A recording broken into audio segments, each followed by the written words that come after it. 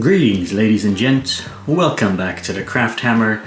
I'm your host Stefan, and as usual we are doing a few mini tutorials for you, the new beginner who needs some help on some of the basics of the hobby and how to get them done. In today's video we're going to be talking about highlights and washes. Are they overrated? How much do you need to put into them, and are they necessary for your army to get onto the tabletop? Let's quickly start off with washes, as that will be the first thing that we'll do before we actually look at highlights. Washes generally help put some depth into your characters. Normally when you look around the world, there's different shadows, there's different lights, there's different bits of color on a piece of equipment or a piece of cloth. It's not one monocolor normally, so in that sense we want to make sure that the models that we have, even though they're tiny, we still want to bring some sort of realism when it comes to how they are painted. And one of the best ways to do that is to give them a bit of depth with some washes. Now, as you can see on the model over here, we have a nice different gradients of colors that are popping off him to show that the colors don't need to be flat like the one on the left. So without a doubt, we definitely want to have some washes. And as I said in the previous video, we have these interesting little yellow bits that we will wash with contrast Imperial Fist yellow to help make them much smoother and cleaner, and they'll definitely pop out in comparison to how they are now, even though we did 2 thin coats of yellow on this model. Now, before we actually get into finishing up this model with some washes and then maybe 1 or 2 little tiny highlights that we'll talk about, let's actually talk about the importance of highlights and are they overrated? Do you need to do them for the majority of your force? And the short answer is no. If your intent is to, of course, make a lot of art and put it up on Instagram, then yes, it would be something that you need to learn. For those of you who are new, there's a few ways we can look at highlights.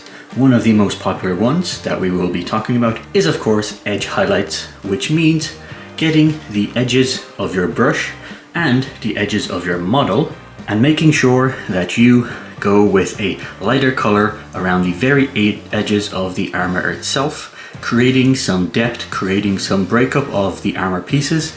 And of course, it can represent whether the armor might be a bit more damaged on the edges, or in the case of something like gold armor, maybe it's more shinier as it's being a bit more buffed at the edges. For me personally, I don't particularly see the point of doing a lot of edge highlights for models like this, which I am going to be using for gaming. Some of the more important kind of characters, I do try to put a tiny bit extra, but even then, what I've often seen is that sometimes the edge highlights just blend into the model, and unless you're very close to them, they're not really seen when you're playing on a board.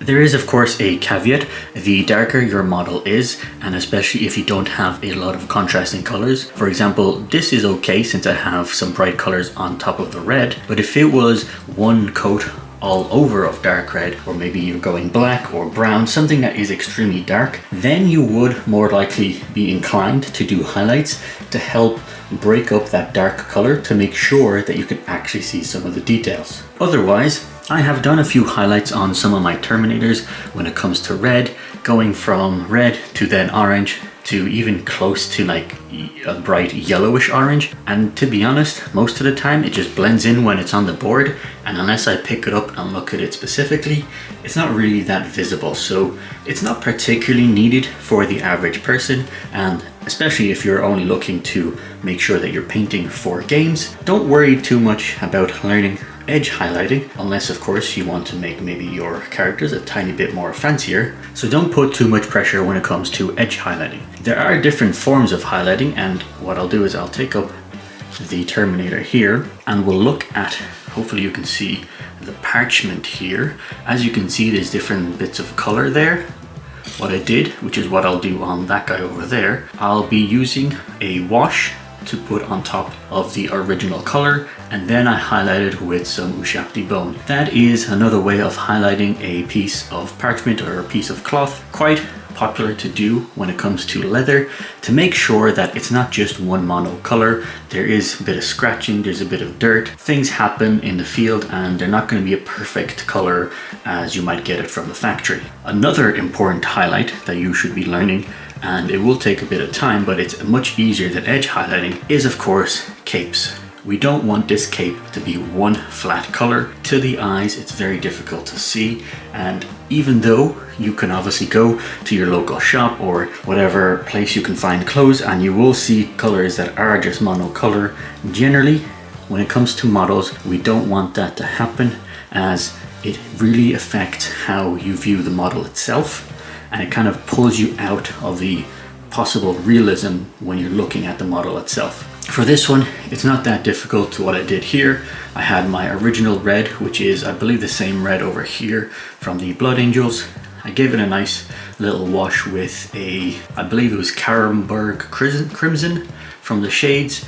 Then I did some lighter highlights on some of the raised up areas just to show that in the creases it gets a bit darker as there's less light, and then of course parts of it are getting blasted by whatever light is around.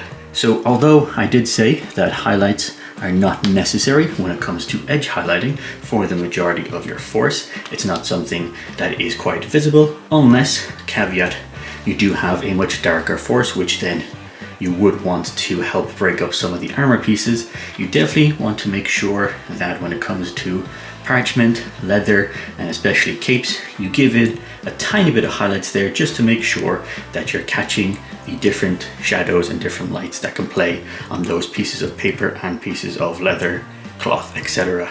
Now let's get this model with some washes, and then we'll do some highlights on that little purity seal there and get it ready for our next video, which we will be looking at some decals to help put on these shoulders. So let me quickly go and get this model washed. And here we are, folks, with the Null Oil wash on the base itself with the metallics and of course on the gun.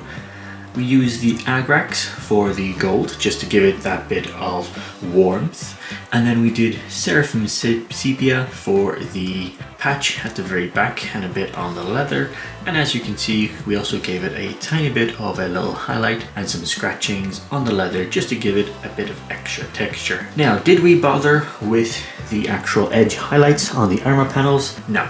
There is not much point when we have 10 of these guys and then it's going to be a huge army of however many more Space Marines around it. They're going to blend in quite a lot. The edge highlights will probably not be visible unless you pick one up and you're inspecting it. So for play wise, not really needed. Definitely not going to bother with that. To be honest, most of these will do fine just for playing.